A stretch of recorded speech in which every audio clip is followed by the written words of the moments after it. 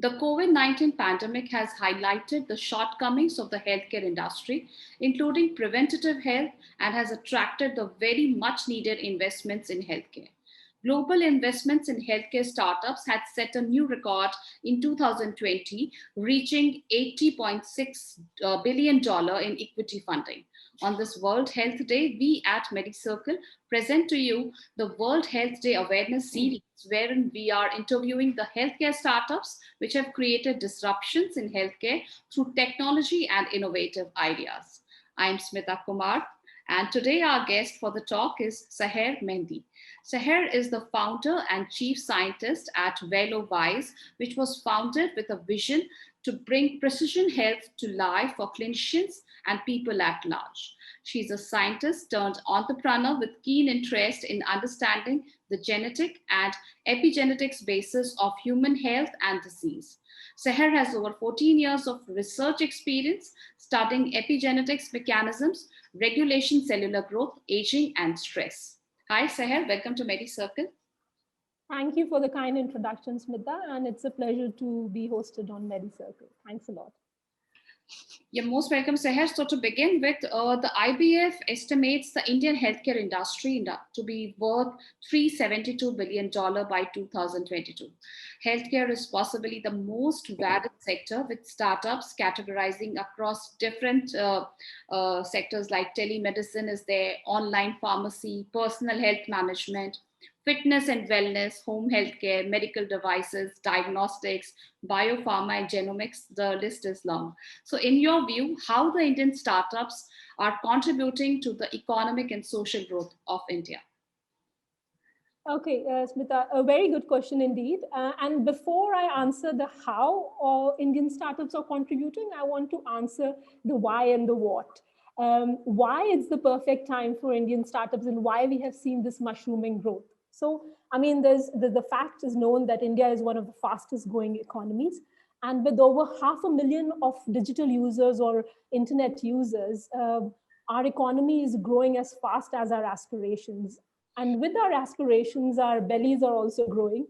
The void in our life, with the fact that India is one of the second most obese, is the second most highest number of obese kids in the world. And with the access to the higher calorie food, with the lesser amount of time in our hand to burn off those calories, and our cities getting more and more crowded with the number of people that are increasing, the opportunity for outdoor activity is becoming very less. And this has led to an epidemiological transition in the disease landscape in India. From the infectious diseases that were, first classified as to be associated with a developing country, India is moving to a chronic disease epidemic because more and more people are becoming obese. They are the one of the four highest risk factors that are associated with chronic diseases: high blood pressure, high sugar, increased waist circumference, and inactive lifestyle are one of the key main factors that are leading to chronic diseases. And with the COVID-19 has even further, highlighted the vulnerabilities of people suffering with these chronic diseases. So the future of healthcare depends on how we tackle these risk factors early on. And I think the startup scene has rise up to the occasion. We have seen that there has been a constant growth or mushrooming growth, so to say, in the healthcare landscape. Whether it's providing remote access to doctors, or as you said, all the various sectors, or all the various sectors of healthcare. And the whole aim is to make healthcare more affordable, accessible, and actionable. Now, coming back to the how part, I think what startups and smaller startups or early startups are doing is they are spurring innovation, they are injecting competition and improving deliverables, improving the quality of the deliverables that patients are getting. And most importantly, they are supporting economies by skill training people and increasing job opportunities within healthcare sector. Okay, Sure. So again, as you said, there are a lot of opportunities for the healthcare startups because as healthcare industry is actually growing at the highest CAGR and it is being the best industry to today work for. Uh, how is your product and service shaping the future of Indian healthcare? That is my next question because again, as Indian healthcare is seeing a lot of disruption and a lot of startups are actually contributing to its growth. So, especially in your case, being the founder and chief scientist at VeloWise, so how VeloWise is carving the future of Indian healthcare system? So I want to say that taking the context from my last answer, that while chronic diseases are going to be the next big epidemic that we are facing in India and globally, chronic diseases, unlike infectious diseases, don't happen in a day or so. They happen because there are accumulation of molecular damages over a long period of time. And that's predominantly because of poor nutrition and bad lifestyle. So if we can capture these molecular damages early on, before the symptoms appear, then we can not only reverse the disease, but often, delay the onset of really serious chronic diseases. And the fact that is well illustrated in the research that if we catch chronic diseases early, 80% of chronic diseases are preventable. So, with that vision in mind, VeloWise is trying to make the healthcare more proactive, preventive, and personalized. We currently have two products in the market. The first one is our Rewise preventive program, where we collect basically your genetic data, your lifestyle, your blood data to assess your current health status and look across 200 health markers within health, nutrition, fitness, wellness, and immunity. And then, based on those insight and risk stratification, we give you a personalized dietary supplement and lifestyle intervention to either delay the disease or even reverse the disease.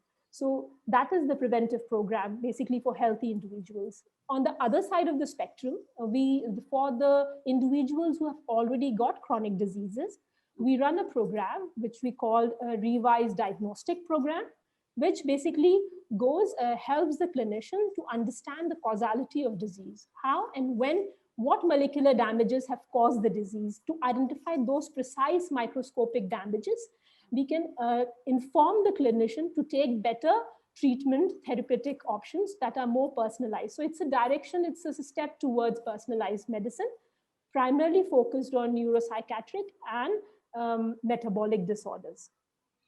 So to just know one more thing about VeloWise here, like suppose there are so many individuals who are trying to keep them healthy. I mean, they are dieting and they are meditating also, having fitness programs. But again, they would be very much inquisitive to know what kind of diseases they might have in the future.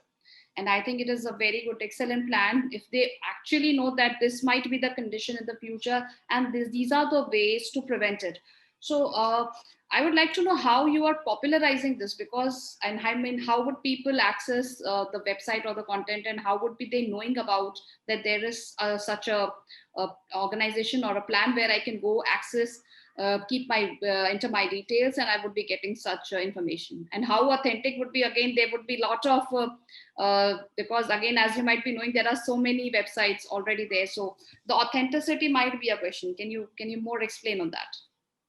Yes, so I mean, our program, the whole program of the preventive program is built on a proprietary algorithm which combines these two the risk factors across diseases. So as I mentioned, the genetic markers, the dietary markers, the lifestyle markers, and the blood markers help us assess the 200 risk markers across these various categories. And in terms of how can they join the program via our social media. We have a website and through the print media, so we are trying to reach out peoples, but and also platform like yours where people are enthusiastic. They can just call us or get in touch with the social media or go on our platform and raise an inquiry, and one of our health advisors will call and ask what are their personal needs. They just need to fill in a lifestyle form and get started on the program. The program currently runs pan India, so anybody from across India can join the program. And it's all fully from onboarding to the delivery of the actionable insights or the personalized dietary intervention. The whole program is monitored through an health app, which is called the Revise Health app. So that's great to know, because as post COVID, I mean, we cannot say post COVID again, COVID has started, but the post COVID era was like this, that many people have become more and more health conscious. I think COVID has taught us to become more health conscious, and I think this is the good time to have such a platform where you can actually go and find out that these may be the health conditions in future if I'm not monitoring them well, or if I'm not taking care of that. So that's a really good initiative there. One question on the health equity in healthcare. I think we see a lot of diversity here. Like with the advancements in healthcare, the industry has been complex and expensive, and we always find that there are some organizations, or majority of the organizations, they are there and they are serving in the already developed areas. So what about the tier 2, tier 3 cities, or those regions of India where it is still not that affordable, accessible, and available? So how do you think we would be able to achieve this equity in healthcare? So, I mean, this is the problem that as a young startup we were facing as well, and especially because the whole idea of proactive health needs to be, people need to be educated that these diseases like diabetes, heart disease, neurological conditions can be prevented if they are detected early and timely, you know, and there are things that can be done before they become so sick. So the first thing to make healthcare equitable and reachable to all is the health education. And I think social media is playing a big role in it, because as I said in the start of my this conversation, that half a billion people in India are internet users. So digital technologies and apps and social media have a huge role to play in educating these people on various platforms across social medias, that how and when to act. And the earlier you act towards your health, and be aware of what health risk you carry and take steps to mitigate those, the better chances of you living a healthier and a longer life. So one is health education. Second thing is we need to stay, in order to really stay ahead of the curve, we need to educate people to take informed decisions about their health, and that cannot happen without providing them access. Access is also a huge thing, and especially, as you said, in the rural areas. Again, I would say the digital technologies and a public-private partnership with startups and with government hospitals being there. So if startups like us can collaborate with smaller government hospitals in remote areas and provide those digital services there, then it can reach to the grassroots level. So that education or grassroots level, especially in case of chronic diseases, where the whole idea behind providing good nutrition, healthy habits is so essential, that can be sort of disseminated through digital technologies. The other thing that can make is to identify the risk. So what genomics does, and it is the most standout feature in genomics, that genomics can predict disease and from an instance that is before the disease happens. So it can help you to capture these molecular changes before they actually happen, because the genes, you are born with disease, what you are born with. So you carry these risks throughout your life. And it's only at certain developmental points in your life, because either you are aging, either you are rapidly aging, or because of certain habits or certain, irritants that you accumulate over your time, that these markers get triggered. So to say, the switches are switched on and off, as we say in epigenetics, that trigger diseases. So in order to get and reach to the grassroots level, or to the vulnerable people who need the healthcare most, we need a risk stratification system in Indian healthcare system. If we can stratify people on the basis of their age, on the basis of the risk factors they carry, and also educate kids even at school and college levels, then we can really change the thought process from the grassroots level. Because I mean, the fact that India is the second most, second to China when it comes to childhood obesity. All these people, all these kids are growing up to become really morbidly obese and chronically ill in next 10 or 15 years of in time. So I think that's the crux of the matter: to identify, be proactive towards the disease, act with personalized information, and act timely. So both three aspects, precision, prevention, and proactiveness is required to tackle healthcare and make it equitable in long run. Sure. So as you rightly said, Sarah, I think especially in the, remote areas of India where this awareness is still not there, I think public-private partnerships, government partnering with startups like you can penetrate it to better newer geographies. Because again, conditions are the same there, but yes, there is a little bit of lesser awareness, which is much needed. So we thank you, Seher, for joining us at MediCircle today and sharing your views and experiences with our viewers today. I genuinely hope that through these initiatives, we are able to make people aware of the Indian healthcare startups and the difference which they are actually creating in the healthcare ecosystem. Because I'll be just mentioning one figure, like in India today, there are total 3,225 health tech startups. And according to several investors, the healthcare market might have a worth of $370 billion, promising up to 35 to 40% by 2022. That's really a good figure. But I think the equity factor is really important. That it should be reaching to all the people out there, and it should not be only confined to these 4 metros or the tier 1 cities of India. Well, once again, thanks for joining and telling us about VeloWise.